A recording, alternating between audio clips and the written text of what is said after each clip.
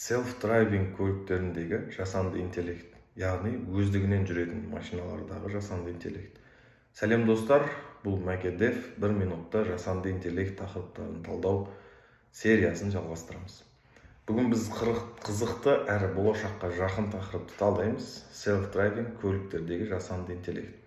Автопилотты көлік дегенде көптің ойына бірден Tesla түседі, бірақ мұндай технологиямен тек Tesla ғана емес, Google'дың Waymo жобасы, Uber және басқа да компанияларда айналысып жатыр. Мұндай көліктерде бірнеше сенсор мен камералар бар. Олар жолды, бағдаршамды, жаяу жүргіншілерді, басқа көліктерді көреді, бірақ көру жеткіліксіз. Ең бастысы AI, осы ақпаратты өңдеп, дұрыс шешім қабылдау. Мысалы, жолда адам шығып қалса, жүйе оны бірден таниды да тежегішті басады. Бағдаршам қызыл жанса, көлік тоқтайды. Ал егер жол бос болатын болса, жылдамдықты арттырады. Жасанды интеллект мұнда компьютер vision, sensor fusion және deep learning тәсілдерін қолданады.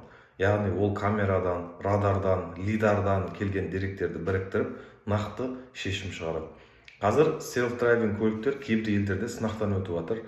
Болашақта олар такси қызметінде, жүк тасымалында атқаруы мүмкін. Қысқасы, автопилотты көліктер жасанды интеллекттің ең әсерлі қолдану салаларының бірі. Ал сен қалай ойлайсың? Бізге мұндай көліктер қашан келеді? Қашан көре аламыз бұндай көліктерді? Комментарийға жазып кет өз пікіріңді.